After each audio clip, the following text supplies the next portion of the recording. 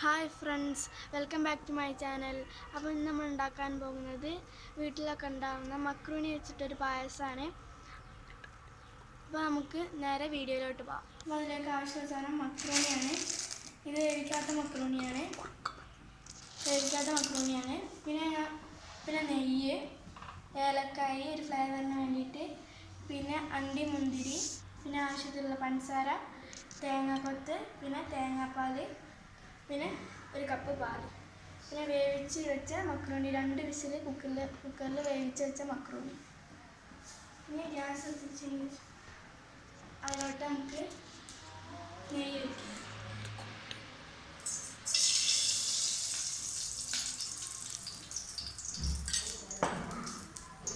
അതിലേക്ക് അണ്ടി മുന്തിരി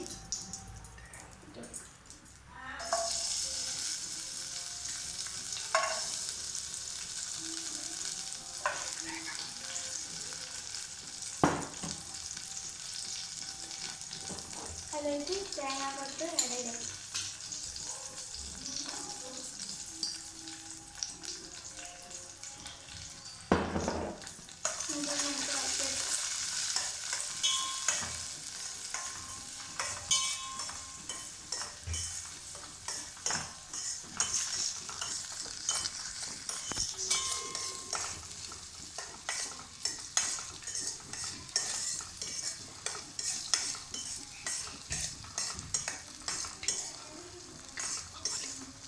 ഞാൻ അതിലേക്ക് നമ്മുടെ ഒരു കപ്പ് പാൽ ഒഴിച്ച് കൊടുക്കാം.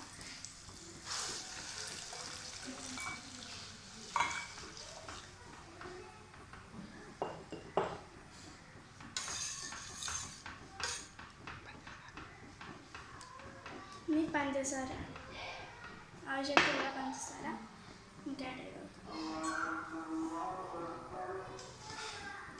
ഞാനിപ്പോൾ 3 കയ്യിലാണ് ആഡ് ചെയ്യുന്നത്.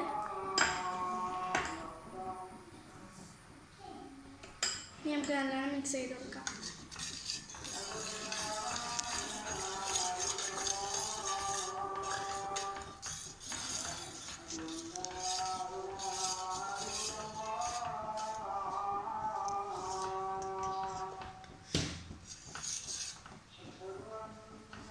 അപ്പോൾ നമ്മുടെ പാൽ നന്നായിട്ട് തിളച്ച് വന്നിട്ടുണ്ട്. അതിലേക്ക് നമ്മൾ മക്രോണി ആഡ് ചെയ്ത് കൊടുക്കാം.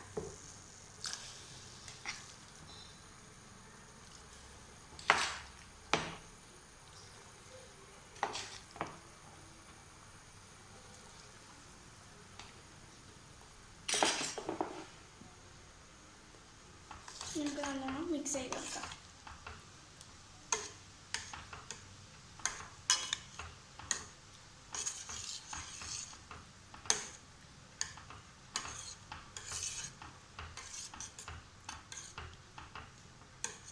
നമ്മൾ തിളച്ച് വന്നിട്ടുണ്ട്.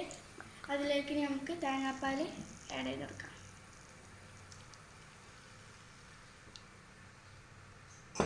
ഇനി നന്നായിട്ട് നമുക്ക് മിക്സ് ചെയ്ത് കൊടുക്കാം. ഇനി ഫ്ലേവറിന് വേണ്ടിയിട്ട് നിങ്ങൾക്ക് വേണമെങ്കിൽ ഏലക്കായി ആഡ് ചെയ്ത് കൊടുക്കാം.